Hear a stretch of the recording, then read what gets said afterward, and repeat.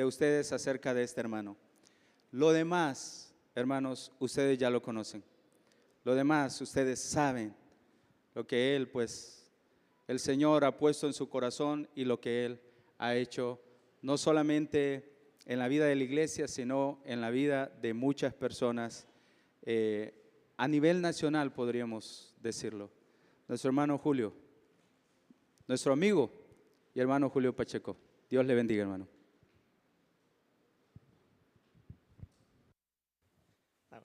Gracias. Bien, buenos días, amada iglesia. Qué hermosa conferencia la que estamos disfrutando. Gracias al Señor en este fin de semana.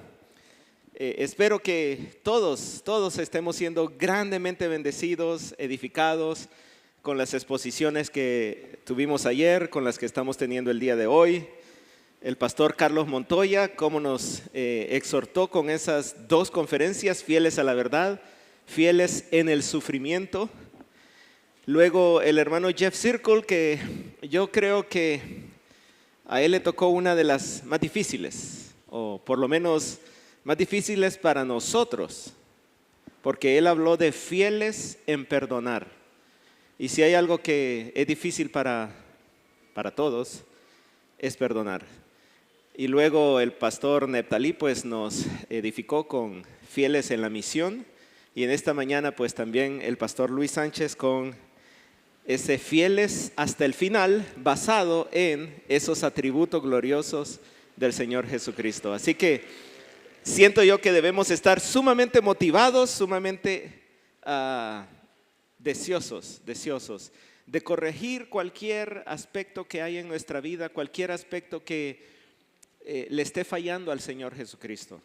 Esta conferencia ha tenido como propósito hacernos un llamado para que todos tengamos a Cristo como el centro de nuestras vidas, tal como lo acabamos de cantar en ese canto que bien pudiera haber sido el himno o el canto lema de esta conferencia.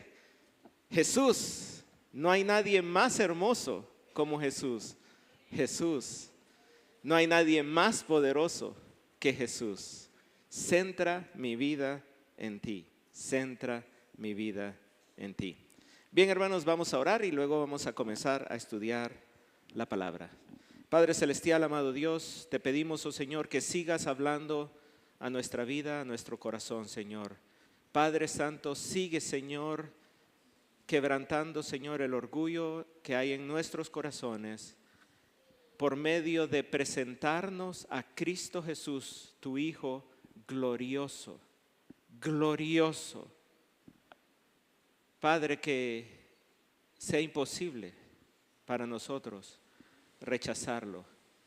Muchos lo rechazan y muchos, Señor, están muertos en sus delitos y pecados, Señor, y van camino a una destrucción eterna, Padre. Pero nosotros no queremos que eso suceda a nadie que esté aquí presente, ni tampoco a nadie que nos ve en el Facebook o en cualquier medio que nos pueda ver después. Nosotros queremos que todos conozcan que Jesucristo es el Hijo de Dios, quien vino a este mundo a salvar a los pecadores, a darse a sí mismo para redimir y para purificar y para tener un pueblo fiel, una iglesia que cree en Él y que hace las obras que lo exaltan a Él. Padre Santo, háblanos, Señor, háblanos a través de tu palabra. Y Señor, convéncenos incluso, Padre, de aquellas cosas que son más difíciles para nosotros de aceptar. Porque, Señor, en tu palabra es hermosa, toda ella es hermosa, toda ella es valiosa, toda ella es viva. Pero, Señor, hay algunos asuntos, Padre, que son difíciles para nosotros. Así que, Señor, en esta mañana, ayúdanos, Señor, ayúdanos a recibir tu palabra con mansedumbre y con humildad, para ponerla en práctica. Y que Jesucristo sea el Rey y que Jesucristo gobierne, Padre, nuestra vida, que nosotros demos toda la gloria y honra a Él. Amén y amén. Bien, hermanos, estamos terminando con esta conferencia, Fieles a Cristo. Pero también, hermanos, quiero decirles a los hermanos de la Iglesia Bautista Comunión que con estos 2 mensajes que voy a tener ahora en la mañana y hoy en la tarde, también estamos terminando con el estudio de la carta del apóstol Pablo a Tito. Así que, hermanos de las iglesias y misiones que nos acompañan de afuera, en esta conferencia de misiones, ustedes van a sentir más que nada al inicio que solo estoy repasando rápidamente. Y así es, voy a estar repasando algunas cosas rápidamente. Y después entonces sí vamos a explicar algunos asuntos a detalle. Y lo primero que quiero repasar, y que ya lo he dicho, es que la carta del apóstol Pablo a Tito presenta el modelo, el patrón de lo que es una iglesia cristocéntrica, que es una iglesia que cree en Jesucristo exclusivamente y que se dedica, que se ocupa a hacer las obras de Jesucristo. Otra forma de decir iglesia cristocéntrica es decir una iglesia fiel a Cristo. Una iglesia fiel a Cristo cree únicamente en Cristo para su salvación, para su santificación, para su glorificación. Cristo es el objeto de la fe. Pero también esta iglesia fiel a Cristo hace las obras de Cristo. O sea, no está en el mundo pasiva, indiferente, en la banca o en la silla, sino que está activa, diligente, deseosa, anhelante de hacer las obras de Cristo en el mundo. Por eso, hermanos, esta conferencia se ha llamado Fieles a Cristo. Hay 2 pasajes en la carta que establecen la base de una iglesia cristocéntrica. Podríamos decir, son la motivación para que seamos fieles a Cristo. Vamos entonces primeramente a Tito, capítulo 2, versículo del 11 al 14. Tito 2, del 11 al 14. Y dice la palabra del Señor ahí, porque la gracia de Dios se ha manifestado. La gracia de Dios se ha manifestado para salvación a todos los hombres. La gracia de Dios se ha manifestado para salvar. Pero miren lo que dice en el versículo 12, enseñándonos. La gracia de Dios se ha manifestado para salvar y para enseñar. ¿Enseñar qué cosa? Que renunciando a la impiedad y a los deseos mundanos, o sea que ya no sigamos siendo los mismos, vivamos en este siglo sobria, justa y piadosamente. La gracia de Dios nos enseña a vivir, hermanos. No solo nos salva, nos enseña a vivir de una manera justa, sobria y piadosa. En otras palabras, la gracia de Dios nos salva y nos conforma a la imagen del Señor Jesucristo. La gracia de Dios es poderosa, hermanos. Y después dice en el versículo 13, aguardando. ¿Aguardando qué cosa? ¿Las riquezas de este mundo? ¿Los placeres de la carne? No, aguardando la esperanza bienaventurada y la manifestación gloriosa de nuestro gran Dios y Salvador Jesucristo. Eso es lo que estamos esperando en esta mañana, hermanos. Que Cristo Jesús vuelva, nuestro Rey, nuestro Dios, nuestro Salvador. Versículo 14, ¿por qué? ¿Por qué? Y aquí está la base, el fundamento para ser fieles a Cristo. Quien se dio a sí mismo por nosotros para redimirnos de toda iniquidad y purificar para sí un pueblo propio, celoso de buenas obras. Entonces, hermanos, Tito 2, del 11 al 14, establece que la gracia de Dios en Cristo nos salva, pero también nos enseña a vivir en este mundo como un pueblo fiel a Cristo, celoso de sus buenas obras. ¿Por qué? Porque Él se dio a sí mismo por nosotros. Porque sin Él, sin ese sacrificio, sin ese tomar nuestro lugar en aquella cruz, no tendríamos esperanza. Estaríamos inevitablemente en camino a lo que hablaba el hermano Luis, al infierno, a la destrucción. Pero Él se dio por nosotros. y formó un pueblo. Ahí dice, un pueblo, miren el versículo 14, un pueblo propio, un pueblo de Cristo. ¿Y qué característica tiene este pueblo de Cristo? Es celoso de buenas obras. Por eso, hermanos, esta mañana estamos hablando de la fidelidad a Cristo en toda buena obra.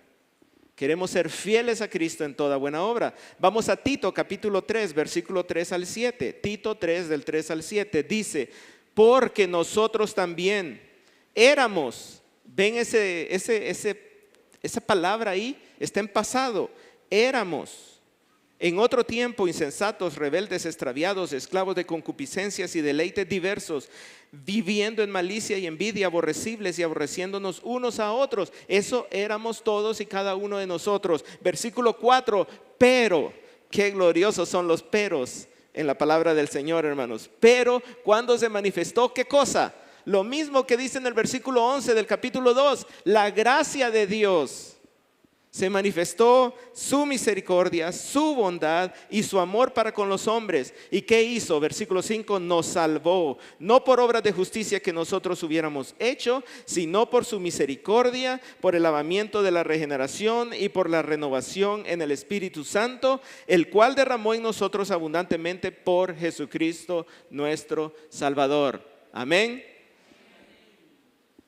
La gracia de Dios nos salvó por Jesucristo nuestro Salvador. Y mire el versículo 7, ¿para que siguiésemos siendo iguales? No, para que justificados, para que ya no teniendo condenación, para que ya no podamos ser acusados, siendo declarados justos por su gracia, no por nuestras obras, viniésemos a ser herederos conforme a la esperanza de la vida eterna. Así que ahí está la otra base, el otro fundamento, la motivación, hermanos. Esto es motivación para que usted sea fiel a Cristo, que la gracia de Dios en Cristo nos salvó y nos hizo herederos de vida eterna, juntamente con Cristo Jesús. Por eso, hermanos, ahora podemos ocuparnos en buenas obras. Por eso podemos ser fieles a Cristo, siendo fieles en toda buena obra. Ahora, quizá algunos de ustedes aquí esta mañana ya han puesto su fe en Cristo Jesús. Y quizá algunos están haciendo las buenas obras de Cristo Jesús. Y gloria a Dios por ustedes. Pero quizá hay otros que están fallando en eso. Creen en Cristo Jesús, pero todavía están viviendo de una forma que no le agrada a Él.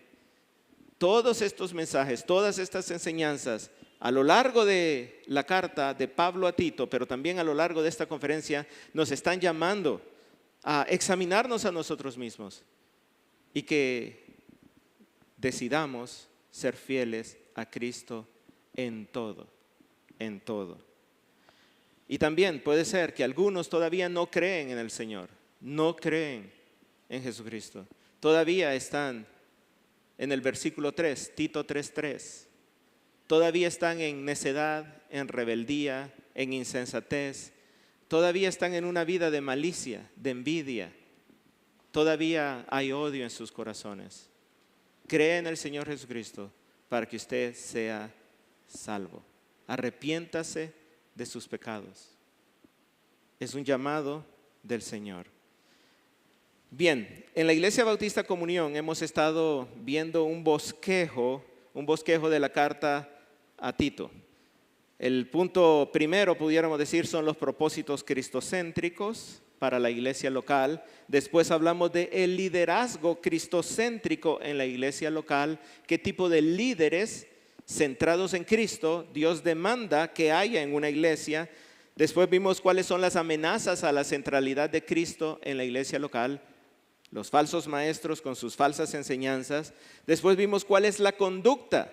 En el capítulo 2 de Tito 2 vimos cuál es la conducta centrada en Cristo que Dios nos demanda a cada uno de nosotros, ya sea que seamos ancianos, ancianas, hombres jóvenes, mujeres jóvenes, seamos empleados. Dios demanda una conducta. Después hemos estado hablando, en cada mensaje hemos estado hablando de cuáles son las bases de una vida cristocéntrica. Y finalmente el último punto del bosquejo es instrucciones finales, también la conducta cristocéntrica en la sociedad. Al inicio del capítulo 3, versículos 1 y 2, habla de cuál es la conducta que debemos tener como iglesia y como creyentes delante de las autoridades y delante de nuestra sociedad. ¿Cuál debe ser la conducta centrada en Cristo de un cristiano en su sociedad? Y para finalizar, hay instrucciones finales para que la iglesia tenga un poderoso testimonio cristocéntrico. Pero, aquí viene el pero, ahí en sus materiales pueden ustedes ver una forma más sencilla de organizar la carta a Tito. Creo que la podemos proyectar aquí. Una forma más sencilla de ver la carta a Tito. Y es esta. Véanla bien ahí en su material o adelante. Bien sencillo. Tito capítulo 1 nos llama a ser fieles a la sana doctrina de Cristo. Fieles a la sana doctrina de Cristo. Aferrados, apegados a la palabra fiel. Porque hay muchos que andan enseñando otras cosas. Capítulo 2 nos llama a ser fieles a la conducta piadosa que adorna la doctrina de Cristo. Fieles a un estándar de conducta en Cristo. Y el capítulo 3, hermanos, nos llama a ser fieles en las buenas obras de Cristo que bendicen al mundo. Ese es el llamado en el capítulo 3, que seamos fieles a Cristo en toda buena obra. Si vemos la epístola de esta forma, podemos decir que definitivamente, hermanos, sin lugar a dudas, la carta a Tito es un llamado para que seamos fieles a Cristo.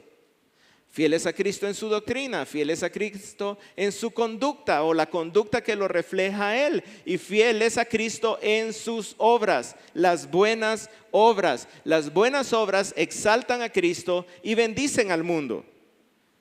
Él nos está llamando a que seamos fieles a Cristo en toda buena obra. Entonces vamos a leer el capítulo 3 de Tito, de la epístola a Tito. Leamos entonces todos juntos a partir del versículo 1. Dice: recuérdales que se sujeten a los gobernantes y autoridades, que obedezcan, que estén dispuestos a toda buena obra, que a nadie difamen, que no sean pendencieros sino amables, mostrando toda mansedumbre para con todos los hombres. Vamos a saltarnos al versículo 8 porque ya leímos del 3 al 7. Vamos ahora al 8 y dice: palabra fiel es esta. Y en estas cosas quiero que insistas con firmeza. Para los que creen en Dios, procuren ocuparse en buenas obras. Estas cosas son buenas y útiles a los hombres. Pero evita las cuestiones necias y genealogías y contenciones y discusiones acerca de la ley, porque son vanas y sin provecho. Al hombre que cause divisiones después de una y otra amonestación, deséchalo, sabiendo que el tal se ha pervertido y peca y está condenado por su propio juicio. Versículo 12. Cuando envíe a ti a Artemas y a Tíquico, apresúrate a venir a mí en Nicópolis, porque ahí he determinado pasar el invierno. A Zenas, intérprete de la ley, y a Apolos, encamínales con solicitud, de modo que nada les falte. Y aprendan también los nuestros a ocuparse en buenas obras para los casos de necesidad, para que no sean sin fruto. Todos los que están conmigo te saludan. Saluda a los que nos aman en la fe. La gracia sea con todos vosotros. Amén. Amén. En Tito capítulo 3, el apóstol Pablo está instruyendo a su discípulo Tito sobre cómo la gracia de Dios manifestada por Jesucristo debía producir buenas obras en los creyentes en la isla de Creta.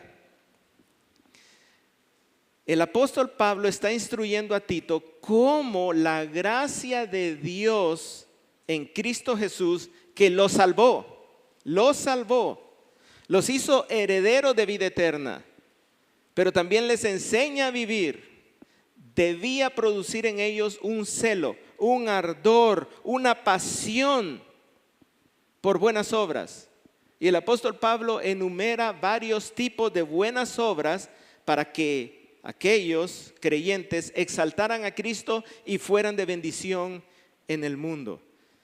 ¿Y qué a nosotros entonces, amada Iglesia Bautista Comunión y las demás iglesias que están aquí con nosotros, qué nos enseña Dios en este pasaje?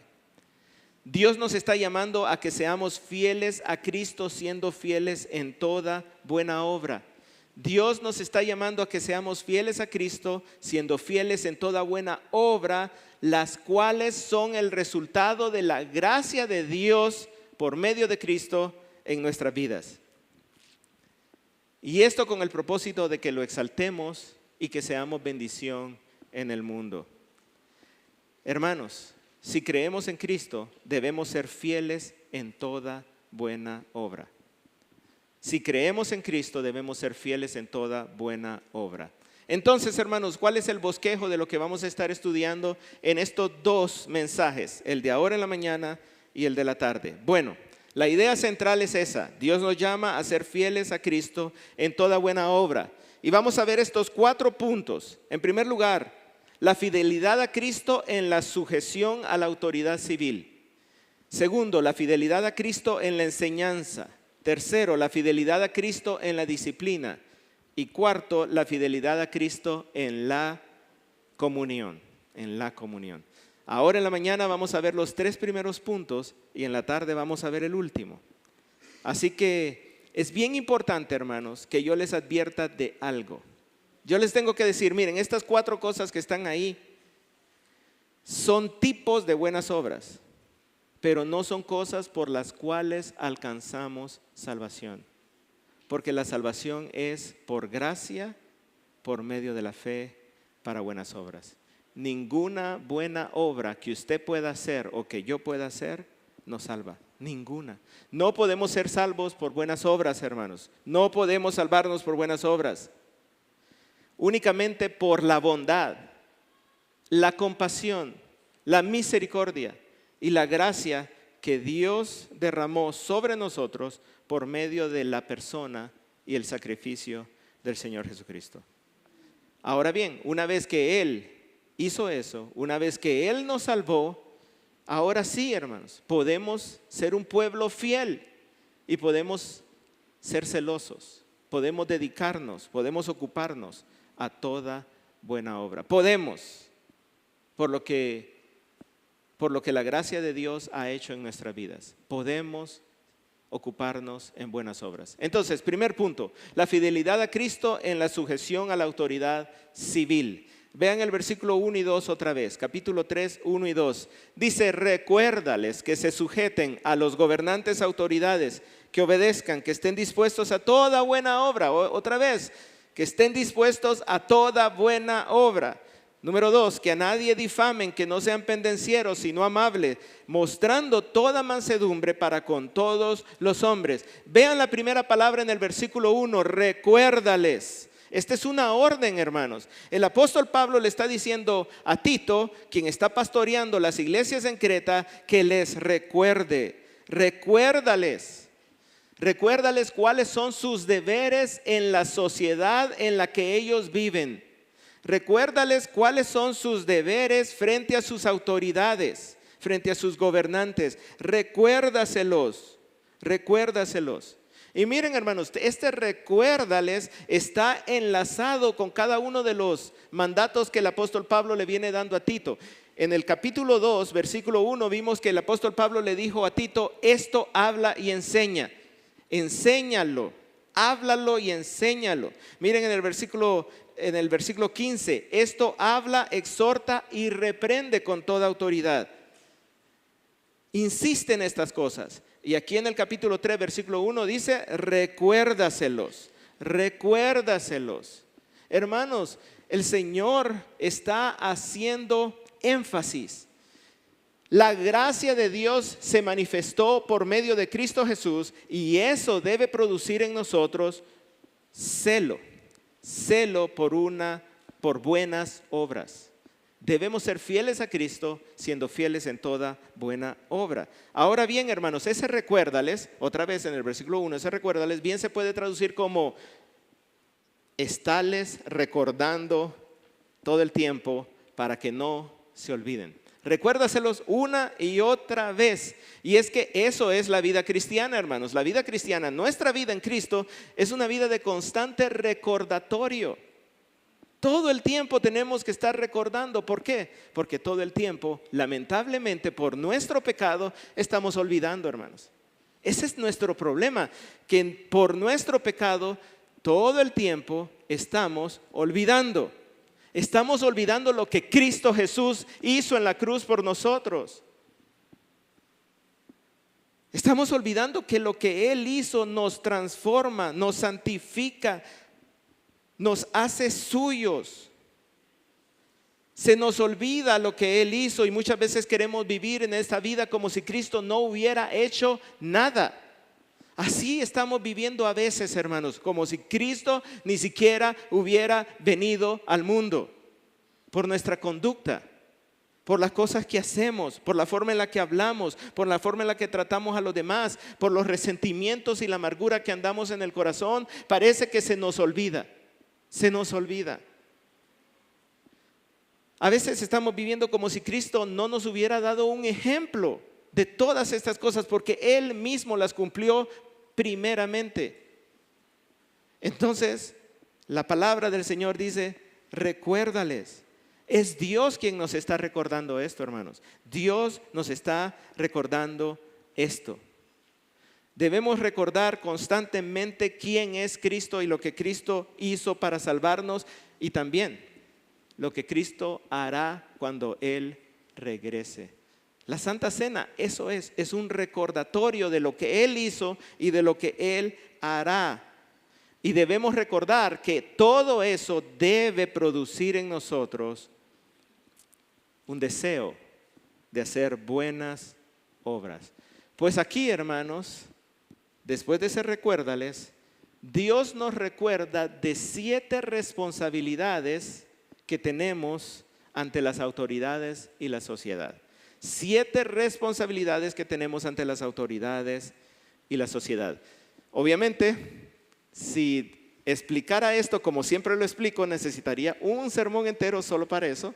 Así que tengo que ir rápido, hermano. No voy a ir tan a detalle como siempre lo hago. La primera responsabilidad es que los que son fieles a Cristo deben estar sujetos a los gobernantes y a las autoridades. Vean lo que dice ahí al inicio del capítulo 3, versículo 1. Recuérdales que se sujeten a los gobernantes y autoridades. Hermanos, esto lo hemos enseñado varias veces, hermanos. Cuando hablamos, por ejemplo, de que las esposas deben estar sujetas a sus maridos, a sus propios maridos, constantemente le decimos, estar sujetos, hermanos, estar sujetos es una actitud, es una buena disposición de voluntariamente, no a la fuerza, voluntariamente ponerse bajo las órdenes, bajo los deseos, bajo el liderazgo de otra persona.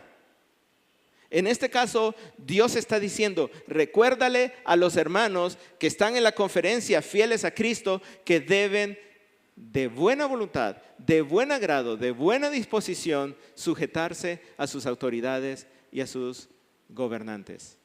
Hermanos, los cristianos no pueden esperar a que el gobierno ejerza la fuerza o que nos reprima o que nos multe o que nos demande para someternos a las autoridades. Debemos hacerlo de buena voluntad, de buen agrado. La segunda responsabilidad es que los que son fieles a Cristo deben ser obedientes. Miren ahí otra vez, sujétense y que obedezcan, dice el versículo 1. Hermanos, lo que podemos entender tenemos que verlo las dos cosas juntas. Estar sujetos es una buena disposición, eso está en el corazón. Estar sujeto, yo me propongo es ponerme a mí mismo bajo las órdenes del gobierno, de los gobernantes. Y obedecer ya son actos, ya son hechos. Estar sujetos es una buena actitud, ser obediente es demostrarlo con hechos. Por supuesto, amados hermanos, la obediencia nuestra como cristianos ante las autoridades civiles tiene un límite.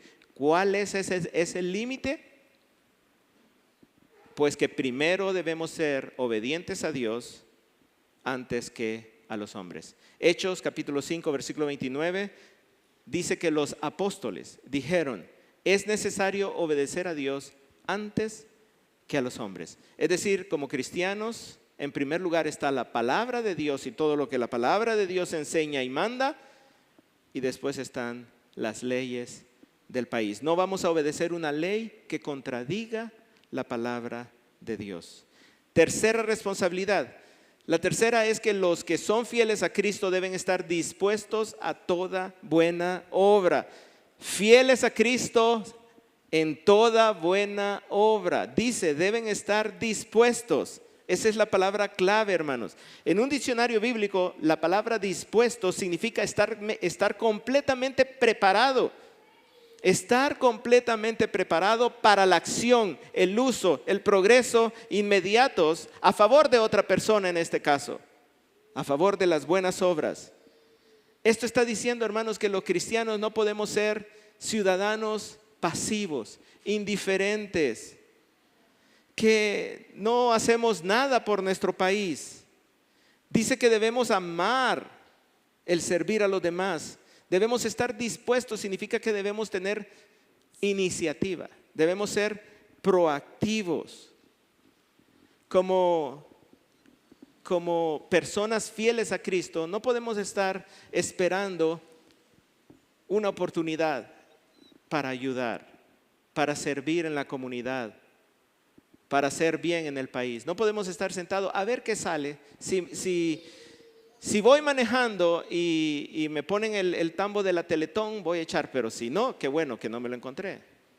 Y no estoy diciendo que esa es una gran obra, ¿verdad? Estoy poniéndolo como ejemplo, nada más.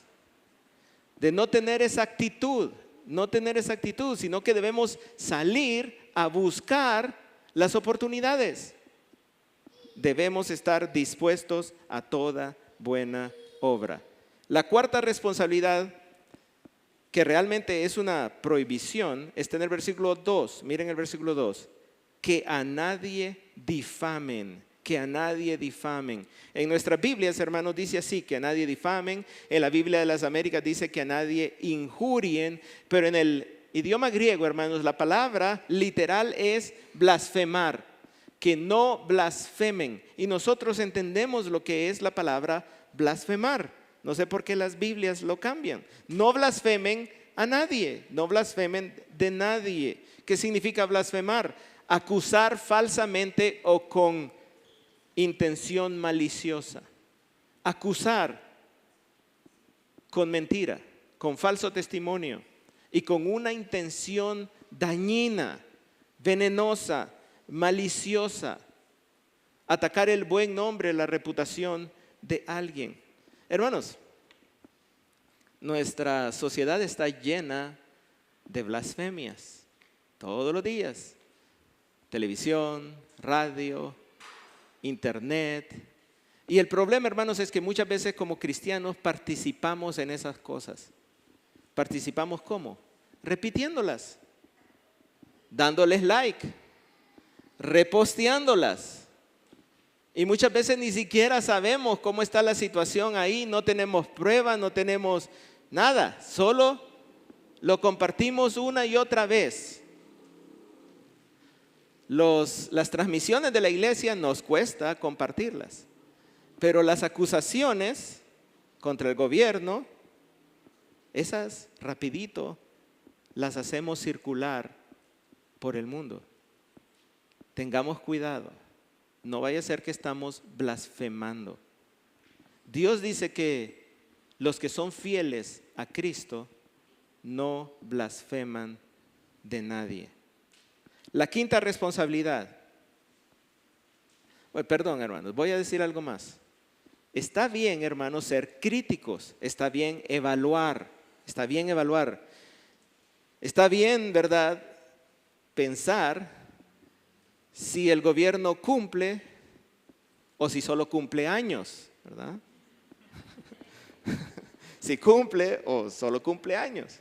Está bien evaluarlo, tener un criterio propio. Pero lo que está mal es participar en la blasfemia.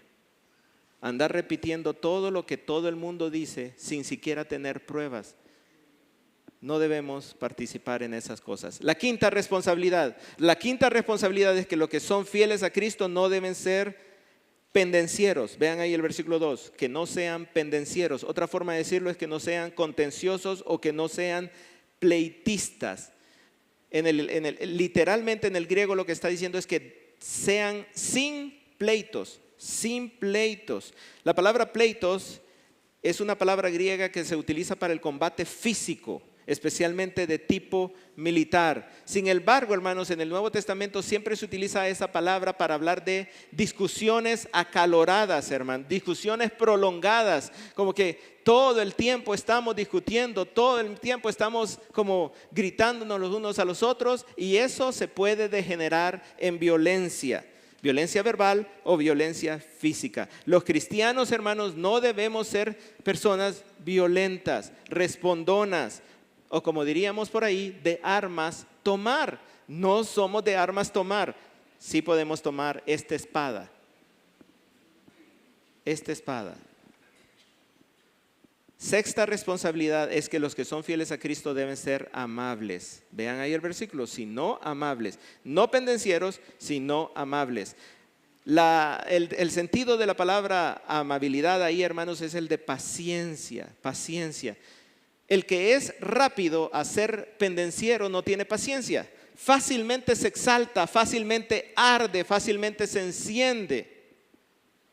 El cristiano no debe ser así, debe ser lento para airarse, debe ser paciente.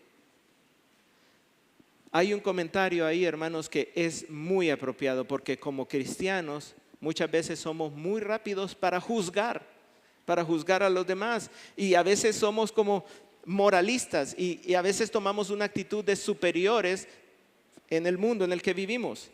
Vean lo que dice ese comentario. En una sociedad impía e inmoral es fácil enojarse con los corruptos, ¿cierto? Es fácil enojarnos con los incrédulos, con los corruptos, con todos los que cometen crímenes. Es fácil. Condenándolos y descartándolos como si estuvieran fuera del alcance de la gracia de Dios. Creemos que a una persona así Dios no la puede salvar. Se nos olvida lo que cantamos en la iglesia, que su gracia es mayor. Hay perdón para ese tipo de personas. Dice el pensamiento, pero no tenemos derecho a volvernos hostiles cuando los incrédulos actúan como incrédulos. Debemos entender, hermanos, que el que no tiene a Cristo va a actuar como un incrédulo, va a actuar con maldad. Es un impío. Entonces tenemos que entenderlo, tenemos que tener paciencia. Dice, si es posible, amonestó Pablo a los creyentes en Roma, en lo que dependa de vosotros, estad en paz con todos los hombres.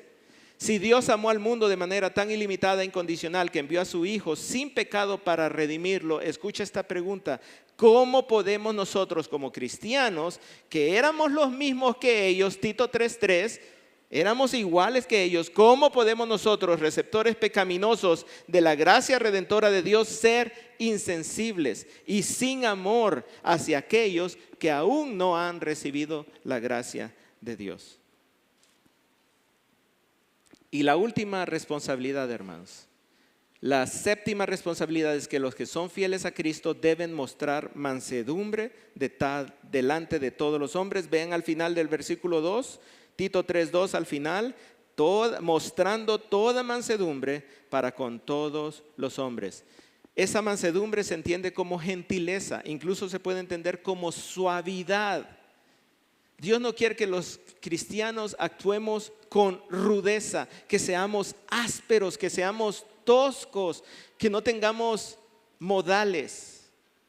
Cuando estemos en contacto con nuestras autoridades o con nuestra sociedad completa, con los vecinos, etcétera, etcétera, con la policía, a veces, hermanos, cuando nos detiene la policía para en los operativos, ¿verdad? Es cierto, no sabemos para qué sirven los operativos, es cierto, ¿verdad? No sabemos para qué sirve, pero a veces nos ponemos rudos, ásperos, cuando el agente nos está pidiendo los papeles. Dios no quiere que actuemos así. Dios quiere que los que son fieles a Cristo muestren mansedumbre delante de todos los hombres. Ahora, hermanos, ¿será fácil esto? Yo les dije, hermanos, debemos ser fieles a Cristo en todo.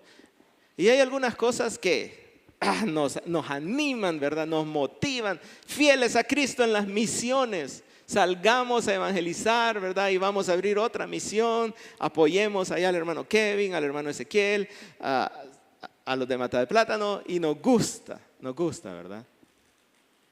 Pero cuando dice sea fiel a Cristo perdonando, ahí está, ¿verdad? Pues aquí es una de esas cosas. Está diciendo sea fiel a Cristo sujetándose a sus autoridades. Y para que entendamos el peso de ese mandato, hermanos, quiero leerles un fragmento de la historia en aquel entonces. Cuando Pablo le escribió esta carta a Tito, a las iglesias en Creta, ¿cuál era la situación política en aquel entonces? ¿Tenían un buen presidente? ¿Cómo era la sociedad? Era una sociedad, podríamos decir, moral, honesta, se valoraba la integridad. Escuchen esto. La carta a Tito fue escrita entre los años 62 y 64 después de Cristo, cuando dominaba el imperio romano. El emperador en ese tiempo era el famoso Nerón, quien reinó desde el año 54 hasta el año que se suicidó en el año 68 después de Cristo. Nerón inició bien, pero después él mismo fue quien marcó el patrón de corrupción y opresión en el imperio romano. Fue corrupto, inició bien, pero se volvió extremadamente corrupto, hermanos. Él es un símbolo de la depravación en todos los sentidos. El emperador Nerón. Un historiador afirma, Nerón se convirtió en un psicópata brutal, culpando a los cristianos por el gran incendio de Roma en el año 64 después de Cristo, más o menos por las fechas en las que se cree que Pablo le escribió a Tito. Él quería desarrollar un gran proyecto arquitectónico, era increíblemente caro, estaba saliendo mal y le prendió fuego a la ciudad y dijo, son los cristianos. Y los envió a la muerte en el anfiteatro. Lo dio a los tigres, a los leones, a los gladiadores. Asesinó cristianos en masa. Este fue un genocidio de cristianos. Tanto Pablo como Pedro fueron ejecutados por Nerón, poco pues del estallido de la guerra romana judía en el año 66. Cuando el frenesí antijudío estaba en su apogeo. Y otro historiador afirma la importancia de Nerón para la iglesia. ¿Por qué es tan importante Nerón para nosotros? Porque él fue el primero de muchos gobernantes romanos en etiquetar a los cristianos como enemigos del Estado.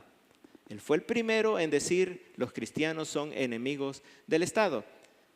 Y hay muchos países donde los cristianos son enemigos del Estado y prontamente en casi todos los países del mundo la iglesia va a ser enemiga del Estado. La violencia histórica de la persecución de la iglesia por parte de Roma comenzó con Nerón y continuaría durante casi 300 años. Así que, hermanos, ahora ustedes pueden tener una imagen. ¿En qué momento de la historia Dios le está diciendo a la iglesia? Recuerden estas 7 responsabilidades. Sujétense, sean obedientes, no sean pleitistas, sean amables, estén dispuestos a servir, estén dispuestos a ayudar y a colaborar. Lo está diciendo en una época de gran deterioro político, social y que casi coincide con el inicio de la persecución contra los cristianos. En ese momento de la historia Dios está diciendo, sean fieles a Cristo sujetándose a sus autoridades. Bien, hermanos, para concluir con el primer punto, ¿Cómo han sido nuestros gobernantes? Seguramente no tenemos muchos. Eso es un resumen. Seguramente no tenemos muchos halagos para los que nos han gobernado en nuestro país. ¿Cómo son nuestra cultura y nuestra sociedad? Posiblemente no estemos del todo satisfechos, posiblemente no estemos del todo satisfechos. Aún así, hermanos, sea que estemos muy satisfechos o nada satisfechos, sea que nos han gustado los gobernantes o no nos han gustado los gobernantes, nada nos da derecho a no cumplir con estas 7 responsabilidades que Dios demanda de nosotros. Cristo mismo nos dio el ejemplo, porque Él se sujetó a las autoridades de su tiempo cuando las autoridades de su tiempo buscaban matarlo. Y de hecho, lo hicieron. Pero Él fue obediente. Él no fue de armas tomar. Estas 7 responsabilidades de los cristianos ante las autoridades civiles y la sociedad no dependen, hermanos, del tipo de gobernante, presidente o autoridad que tengamos. Se cumplen no porque ellos son buenos o malos, se cumplen por fidelidad a Cristo y porque así podemos bendecir a la sociedad en la cual vivimos. Entonces, hermanos, pensemos, ¿qué cosas podemos hacer para ser fieles a Cristo siendo fieles a nuestras autoridades? Aquí van algunas ideas, hermanos. Y bueno, algunas no son ideas, algunos son mandatos de la misma palabra del Señor. Miren la primera: ore por la salvación de sus autoridades, del presidente, de los diputados, del alcalde, del ejército. Ore por ellos. 1 Timoteo 2, del 1 al 2. Segunda, y por eso digo que aquí hay cosas difíciles de cumplir: pague sus impuestos. Ni siquiera quiero preguntar entonces, después de escuchar eso, ni voy a preguntar. Tercera, sea respetuoso, sea civilizado, no sea hostil con el guardia que le dice, ¿verdad? Muéstreme sus papeles. O con el guardia cuando usted entra a algún lugar y le dice, no puede estacionarse ahí, tiene que estacionarse bien. ¡Qué cólera!, ¿verdad? No sea hostil, sea respetuoso. Cuarto, evite la difamación o los insultos hacia las autoridades. Tenga cuidado. Mejor comparta lo que hacemos aquí en vez de estar retuiteando, reposteando noticias que muchas veces después sale que no son así, etc.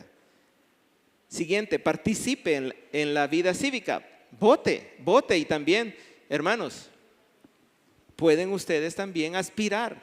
Yo sé que esto va a sonar pesado en este momento y no lo puedo explicar, pero los creyentes, en ningún lugar de la palabra del Señor nos está diciendo que los creyentes no pueden aspirar a servir a la sociedad en un cargo público. A un pastor sí tenemos que tener cuidado, incluso la misma ley lo prohíbe, pero a ustedes no los prohíbe. Eso sí, tengan cuidado porque sabemos que es un ambiente difícil para un cristiano. Siguiente, no participe en rebeliones o actos violentos. No participe en rebeliones o actos violentos. Y lo último, obedezca todas las leyes que no contradigan la ley de Dios. Incluso las leyes difíciles, aunque si no contradicen la ley de Dios, cúmplala. ¿Se había puesto usted a pensar, hermano, que usted puede ser fiel a Cristo sujetándose a sus autoridades? Seguramente no. Por eso les digo, Dios nos está haciendo un llamado a que seamos fieles a Cristo en toda buena obra. Algunas nos parecen fáciles, otras son un poco más difíciles. Ahora vamos con el segundo punto de esta mañana, la fidelidad a Cristo en la enseñanza. La fidelidad a Cristo en la enseñanza, versículo 8. Palabra fiel es esta, y en estas cosas quiero que insistas con firmeza, para que los que creen en Dios procuren ocuparse en buenas obras. Estas cosas son buenas y útiles a los hombres. Palabra fiel es esta. Cuando estudiábamos 1 Timoteo, hermanos, les decía que cuando en el Nuevo Testamento, en las epístolas pastorales, aparece eso, palabra fiel, palabra fiel, eso está designando una gran verdad de suma importancia. Está hablando de algo indiscutible, algo incambiable, inmutable, inamovible. Esta es la pura verdad, la pura verdad. Esto es algo que todos deben aceptar y que todos deben respetar. Es tan importante eso cuando aparece, que solo aparece 5 veces en el Nuevo Testamento, refiriéndose a la salvación en varios de los lugares y refiriéndose al ministerio pastoral. Siempre se utiliza para cosas de suma importancia. Aquí, hermanos, dice, palabra fiel es esta. ¿Cuál es la palabra fiel entonces, hermanos? Lo que acaba de decir en el versículo 3 al 7. Lo que dice en el versículo 3 al 7 es: nosotros éramos pecadores, necios, rebeldes, no merecíamos nada del Señor, pero se manifestaron su bondad, su amor, su gracia, su bondad, y nos salvó. No por obras que nosotros hubiéramos hecho, sino por la obra de Jesucristo y del Espíritu Santo en nuestras vidas, y ahora somos herederos de la vida eterna. Eso es palabra fiel, verdad indiscutible, que todos deben aceptar, que todos deben creer, que todos deben respetar y que debe estar gobernando, reinando en la vida de todo creyente. Y por eso Él dice, insiste con firmeza. Esta verdad es tan grande, importante, digna de confianza, digna de respeto y obediencia, que tú, Tito, como pastor de esta iglesia, debes insistir en ellas con firmeza. Es un mensaje para todos los predicadores en las iglesias, para todos los maestros y también para todos los creyentes. Está diciendo: no seas tímido, penoso, timorato, inseguro. Enseña la palabra con valor, confianza, autoridad. Es Dios el que está hablando. No tengas pena. Es Dios el que habla en su palabra. Háblala con seguridad, háblala con autoridad. ¿Y para qué? ¿Con qué propósito? Vean el propósito ahí en el versículo 8. Dice: para que los que creen en Dios, para los cristianos, para los miembros de la iglesia, procuren ocuparse en buenas obras. Hermanos, toda la carta a Tito es un llamado a que seamos fieles a Cristo, siendo fieles en buenas obras. La palabra procuren, hermanos, que aparece ahí, tiene el sentido de concentrarse, enfocarse, dirigir la atención o pensamiento de uno a algo. Como cuando un niño, ¿verdad?, está en el celular viendo los videos, está metido ahí. Y la mamá le está gritando: escúchame, escúchame, y él está ahí.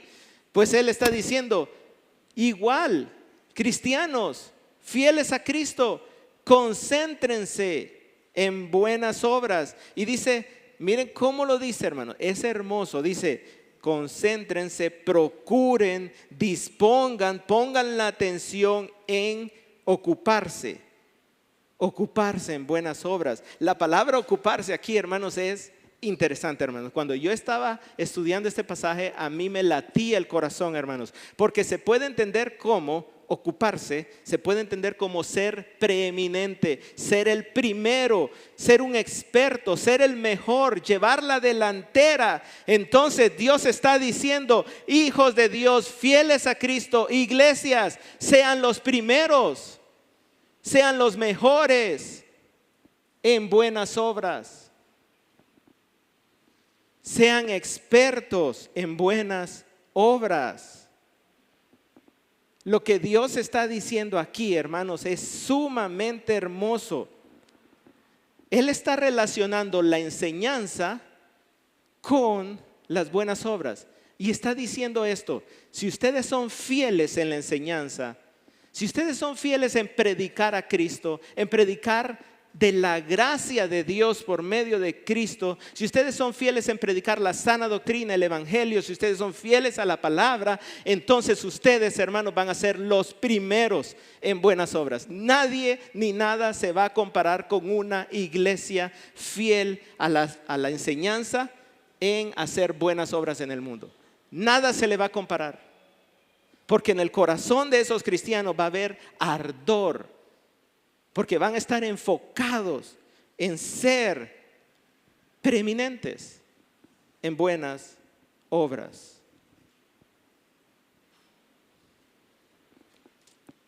Hermanos, tanto que hemos estudiado, hermanos, llevamos 37 años estudiando la palabra del Señor. ¿No tienen ustedes un deseo de servir unos a otros, de servir al mundo, de hacer todo lo que sea bueno, hacer el bien?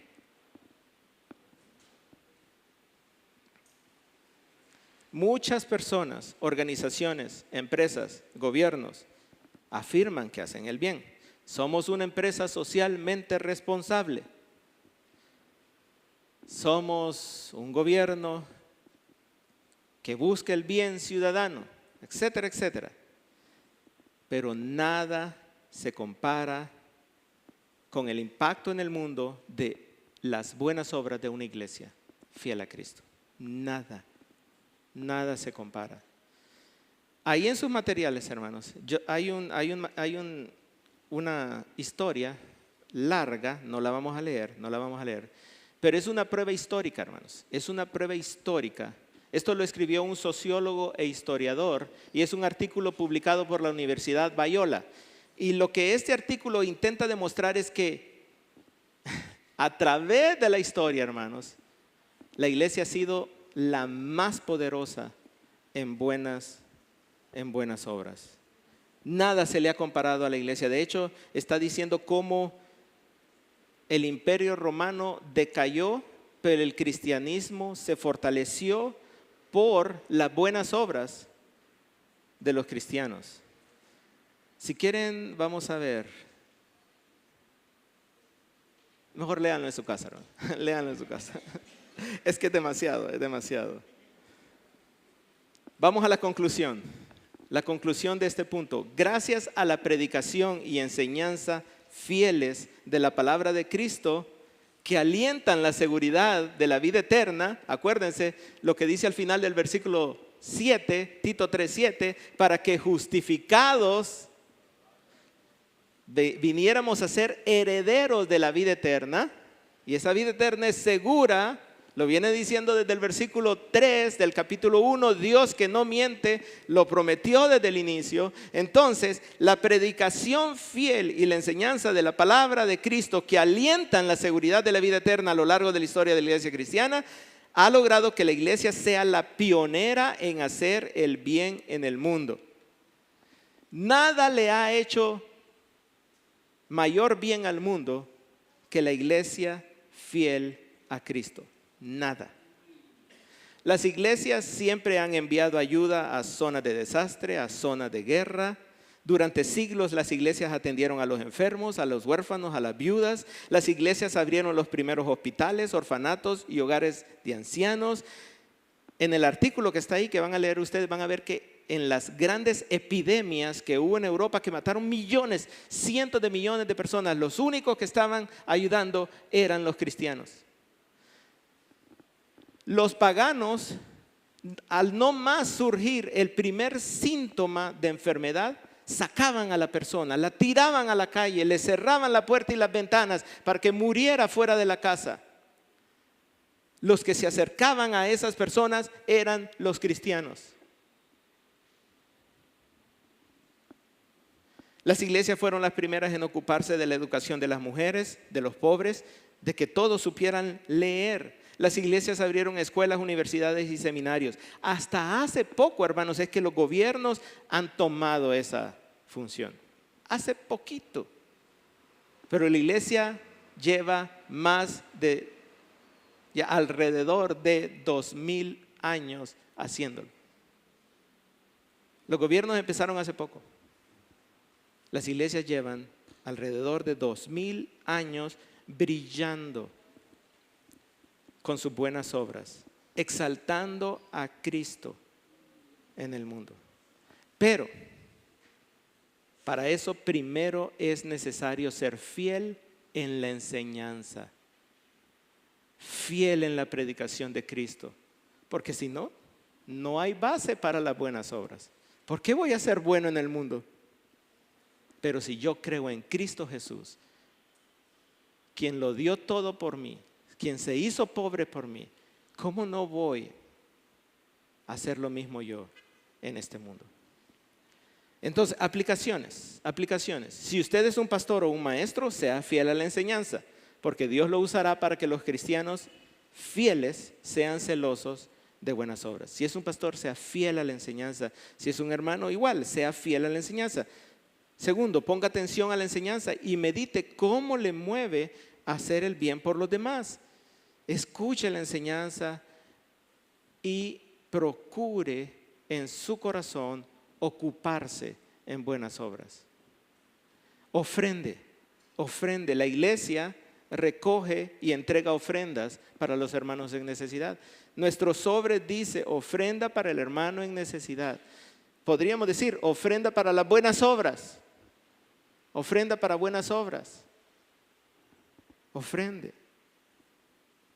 Y 4, esfuércese por llegar a ser un diácono en la iglesia. Hoy en la noche, en la tarde, voy a hablar de esto. Esfuércese por ser un diácono que atiende las necesidades físicas de los hermanos e incluso del mundo. En la iglesia hay pastores y hay diáconos. Los diáconos son los que brillan por sus buenas obras. Son aquellos que son tan fieles en servir a los demás que los podemos llamar líderes del servicio, diáconos. Esfuércese por ser un diácono en la iglesia. Último punto de esta mañana, y quizá el más difícil, hermanos, el más difícil, el más incómodo, la fidelidad a Cristo en la disciplina. Vamos a leer versículos 9 y 10. Versículos 9 y 10, Tito 3, 9 y 10. Pero evita las cuestiones necias y genealogías y contenciones y discusiones acerca de la ley, porque son vanas y sin provecho. Al hombre que cause divisiones después de una y otra amonestación, deséchalo, sabiendo que el tal se ha pervertido y peca y está condenado por su propio juicio. Vean ahí al inicio del versículo 9 el pero. Hay un pero ahí, ¿verdad? Eso implica un contraste, una marcada diferencia. Entre los versículos 8 y 9 hay una marcada diferencia. Dios está diciendo, entre el 8 y el 9 son dos cosas muy diferentes. Mi voluntad para una es muy diferente de mi voluntad para la otra. En el versículo 8, la voluntad de Dios es que seamos fieles en la enseñanza de Cristo, para que haya buenas obras. Versículo 9 es totalmente lo opuesto. Él está diciendo, desechen, eviten, manténganse totalmente alejados de estas cosas. Hay dos palabras ahí, hermanos, evitar y desechar. Y ambas tienen el mismo sentido. Mantenerse deliberadamente alejados de algo o de alguien también. Vamos a decir, hermanos, que Dios nos está ordenando ser disciplinados para desechar 5 cosas de la iglesia. En estos dos versículos 9 y 10, Dios nos está diciendo que seamos disciplinados para desechar 5 cosas de la vida de la iglesia.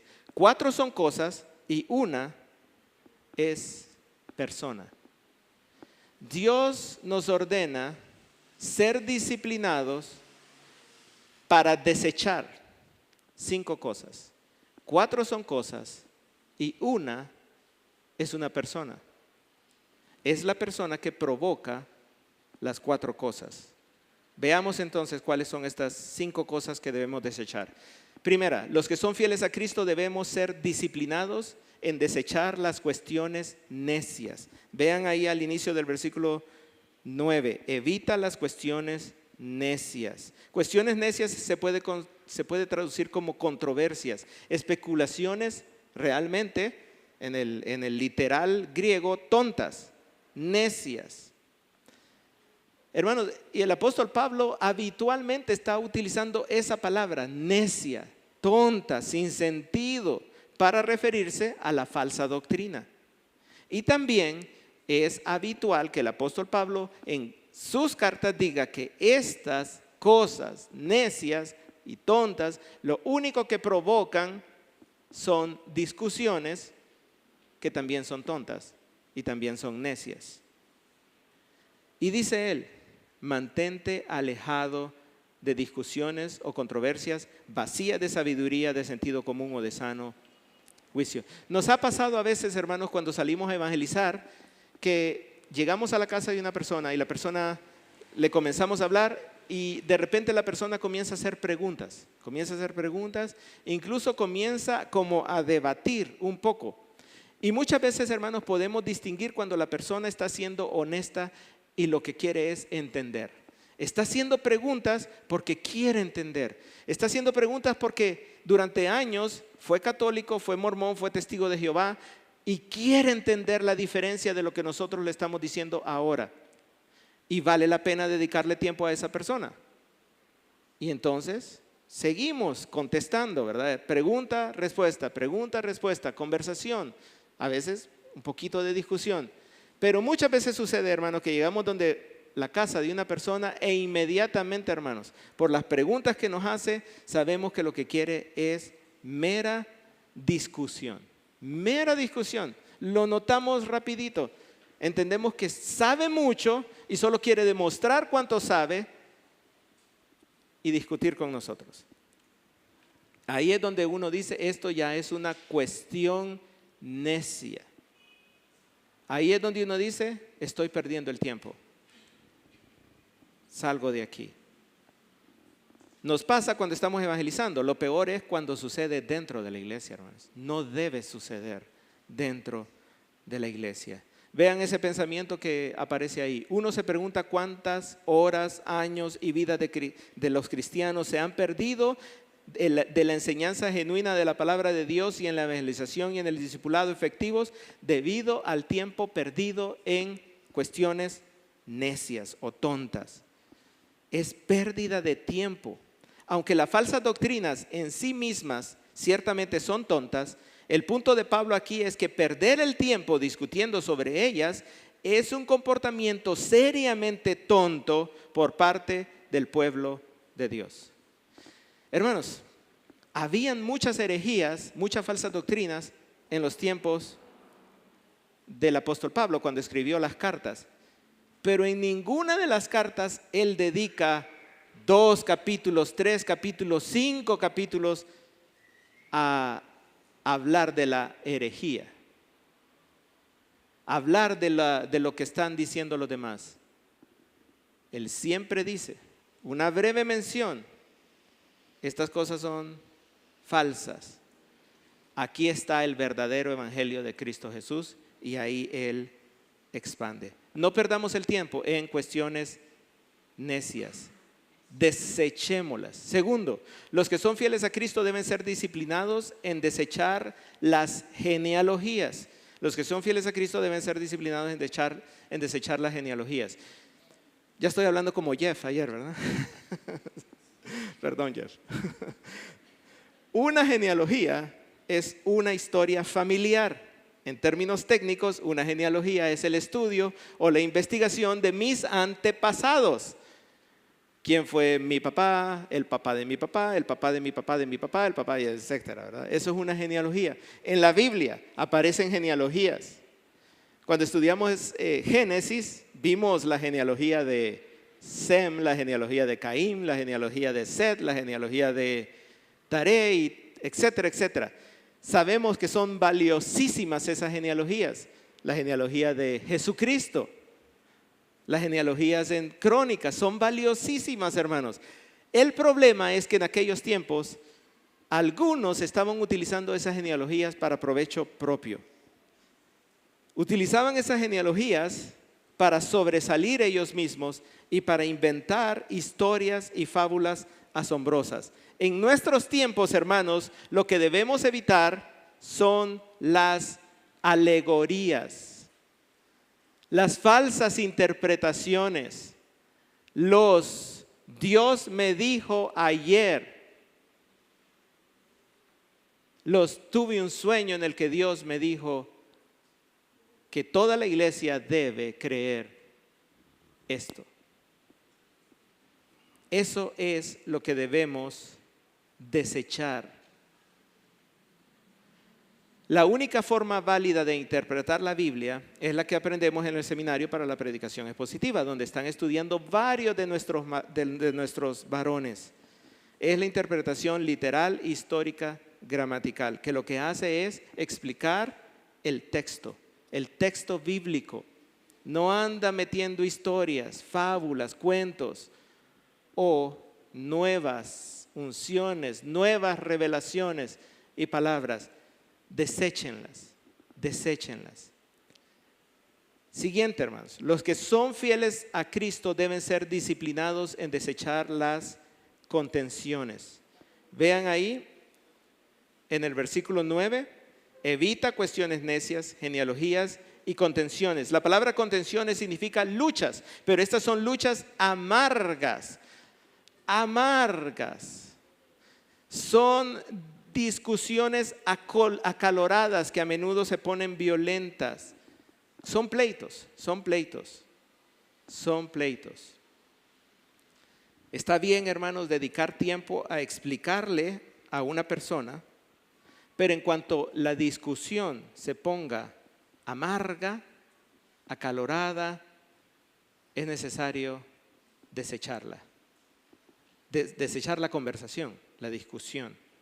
Siempre razonemos con las personas, pero con respeto y mansedumbre. Si el respeto o la paciencia se pierden, es mejor terminar ahí. Y también la cuarta cosa que debemos desechar. Los que son fieles a Cristo deben ser disciplinados en desechar las disensiones o discusiones acerca de la ley. Ahí está al final del versículo 9. Primero decía desechar las genealogías, las fábulas, las historias asombrosas. Los Dios me dijo a mí, solo a mí, para que se lo dijera a ustedes. Desechen esas cosas. Ahora está diciendo, hay que desechar las discusiones acerca de la ley. En el Antiguo Testamento, hermanos, hay genealogías y también hay leyes, mandatos, mandamientos.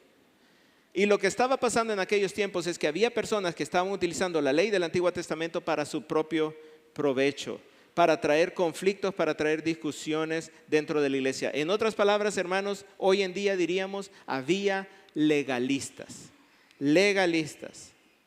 Yo pienso que esto lo debemos hacer en toda la iglesia y el que no lo haga no es cristiano. Legalismos. Dios dice, desecha los legalismos. Primero dijo en el versículo 8, enseña lo que es fiel, la palabra fiel, y aquí está diciendo, desecha estas cosas. ¿Por qué? Vean el versículo 9, ¿por qué? Porque son vanas y sin provecho. Dicho de otra forma, hermanos, las cuestiones necias, las genealogías, las contenciones, las discusiones acerca de la ley no salvan a nadie, no edifican a nadie, no le hacen bien a nadie y lo más importante de todas las cosas, lo que más nos debe importar es que no exaltan a Jesucristo. No exaltan a Jesucristo. Entonces dice la palabra del Señor, deséchalas. Pero también, hermanos, versículo 10, hemos hablado de 4 cosas que hay que desechar. Ahora el versículo 10 nos habla de una persona a la cual debemos desechar. El versículo 10 nos enseña que los que son fieles a Cristo deben ser disciplinados en desechar a las personas que causan las 4 cosas anteriores. Vean el versículo 10, al hombre que causa divisiones. Al hombre que causa divisiones. Después de una y otra amonestación, deséchalo, deséchalo. Originalmente, hermanos, el hombre que causa divisiones significa el hombre herético. Así dice en griego, el hombre herético. La palabra herejía o herético, originalmente, hermanos, en el tiempo del Nuevo Testamento significaba alguien que escogía una cosa diferente. Eso era un herético. Alguien que escogía algo diferente. Entonces, en la iglesia, hermanos, todos escogían la fe en el Señor Jesucristo. Todos escogían que somos salvos por gracia, por medio de la fe, para buenas obras. Pero habían algunos que escogían otra cosa. Heréticos. Y ellos entonces, hermanos, querían convencer a todos los demás.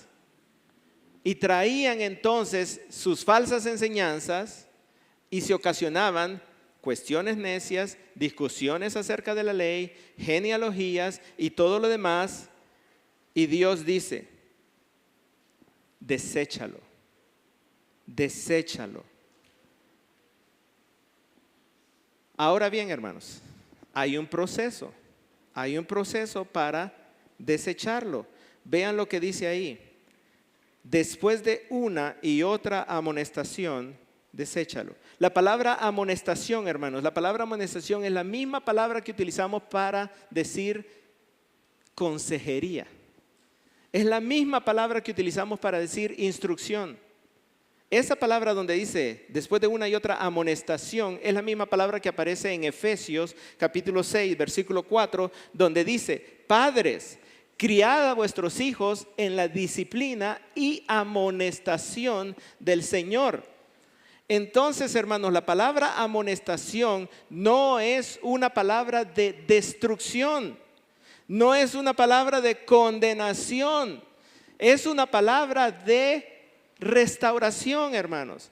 Está diciendo después de una y otra instrucción cariñosa, después de una y otra consejería, después de una y otra que tratas a esa persona como tratarías a tu hijo, si no se arrepiente, deséchalo.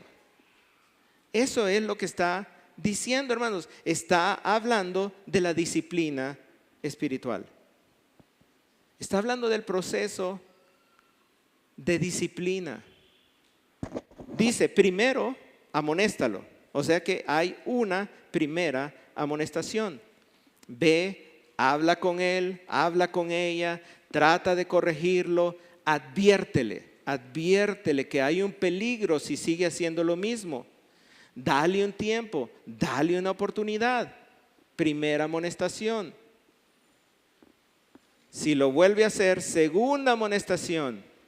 Ve, habla con él, habla con ella, con cariño, con paciencia, pero adviértele, si sigues haciendo lo mismo, hay un peligro. Segunda amonestación, sigue haciendo lo mismo, entonces dice Dios, no yo, Dios, deséchalo. Deséchalo con toda confianza, sin miedo. ¿Por qué? Vean lo que dice al final en el versículo 11. ¿Por qué? Sabiendo que el tal se ha pervertido y peca y está condenado por su propio juicio. Está diciendo, sabiendo que si rechazó la primera y la segunda consejería, amonestación, instrucción, reprensión, corrección, como lo quieran llamar, si la rechazó, estás seguro que el tal es un incrédulo. Es lo que está diciendo. Sabiendo, teniendo seguridad de que el tal está pervertido, es un pecador, se ha llenado de necedad y peca. La idea es, está en pecado, está atrapado en el pecado. Y dice por último, está condenado por su propio juicio, es decir, su propia forma de actuar confirma su pecado, confirma su incredulidad. Entonces dice, deséchalo. Ahora diríamos, expúlsalo de la iglesia. Retírale su membresía. No lo dejes participar en la comunión. ¿Cómo puede ser esto? ¿Cómo puede ser que una iglesia expulse a alguien de la membresía? ¿Cómo puede ser que la iglesia diga que alguien no es cristiano? ¿Es que acaso los pastores ven el corazón de las personas? ¿Acaso son Dios para juzgar a los demás? Pues no. Pero la palabra del Señor está bien clara. Si ya pasó una amonestación, 2 amonestaciones y sigue, deséchalo, porque su conducta demuestra que es un incrédulo. No tengo nada que hacer, solo tengo que seguir lo que dice la palabra del Señor. Hacerlo. Y toda la iglesia debe estar de acuerdo. Toda la iglesia debe estar de acuerdo. Tito 3 del 9 al 11, Mateo 18 del 15 al 20, Primera de Corintios 5, Primera de Corintios 6, Segunda de Corintios 13 del 1 al 10, Primera Timoteo 1, 20, Primera Timoteo 5, 19 al 21, Hebreos 10, 26 al 31, Gálatas 1 del 8 al 10, Romanos 16, 17 al 18, todos esos pasajes, y seguro que hay otros, confirman que si una persona es amonestada con cariño, con paciencia, con humildad, 1, 2, 3 veces incluso, y sigue haciendo lo mismo, esa persona debe ser expulsada y debe ser considerada un incrédulo. Hay un pensamiento ahí que dice, mantenerse alejado de la necesidad solo es una parte de la respuesta. También se debe confrontar a la persona que difunde la necedad, y si no hay arrepentimiento, entonces se debe desechar a esa persona. Yo les dije, hermanos, fieles a Cristo. Qué bonito ese tema, ¿verdad? Que buscaron para la conferencia. Están diciendo algunos. Sí, es lindo, hermanos. Es lindo, es hermoso. Pero no podemos escoger en qué vamos a ser fieles y en qué no vamos a ser fieles. Hoy el Señor nos ha enseñado que debemos ser fieles sujetándonos a nuestras autoridades, cumplan o solo cumplan años. Que debemos ser fieles a la enseñanza y que debemos ser fieles también en la disciplina, desechando todo lo que es pérdida de tiempo, todo lo que es necedad, pero también al que trae esas cosas a la iglesia y no quiere arrepentirse. Casi nunca lo hemos visto así, hermanos. Nunca hemos visto la disciplina en la iglesia como una buena obra. Pero yo quiero decirles, hermanos, es una excelente, buena obra. De hecho, vamos a Santiago, no lo voy a explicar porque ya lo prediqué, hermanos. El último versículo de Santiago dice lo que estoy diciendo de otra forma. Dice el versículo 19, Santiago 5, 19, hermanos, si alguno de entre vosotros se ha extraviado de la verdad y alguno le hace volver, es decir, si alguno se toma el tiempo para amonestarlo, corregirlo, reprenderlo y le hace volver, sepa que el que haga volver al pecador del error de su camino salvará de muerte un alma y cubrirá multitud de pecados. ¿No es esa una buena obra, hermanos? Salvar de muerte un alma y cubrir multitud de pecados es una buena obra, hermanos. Seamos fieles a Cristo siendo fieles en la disciplina. Amén. ¿Verdad, Luis? Hoy no hay mucho amén, ¿verdad? Aplicaciones, hermanos. Examínese a usted mismo primero. Examínese a usted mismo primero. No vaya a ser que en usted haya una actitud divisiva. Segundo, compruebe con la Biblia todo lo que le predican o le enseñan. Compruébelo, confírmelo. ¿Qué es lo que me están diciendo? Tercero, estudie y apréndase la declaración doctrinal de la Iglesia Bautista Comunión. Si usted quiere ser miembro de esta iglesia y no quiere causar divisiones, estudie la declaración doctrinal que va a firmar hoy en la tarde, porque esa es una guía para nosotros. Sépala.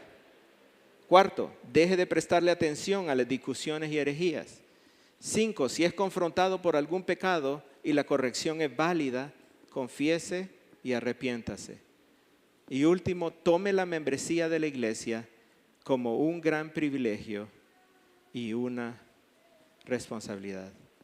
Hermanos, el llamado que nos hace Dios es que seamos fieles a Cristo, que la vida nuestra esté centrada en Cristo. ¿Por qué? Porque no hay otro más digno que Él. No hay nadie más en quien confiarle la vida de uno, hermanos. Él murió por nosotros, Él se dio en la cruz por nuestros pecados, Él derramó su sangre para comprarnos, para que fuéramos un pueblo fiel, un pueblo celoso de buenas obras, hermanos. Dios insiste, y lo hemos visto hoy, Dios insiste que la iglesia se ponga en su corazón ser fiel en toda buena obra, en las que son fáciles, emocionantes y en las que son difíciles también. Amén. Que Dios les bendiga, hermanos, y nos vemos un poco más tardecito a las 3 de la tarde.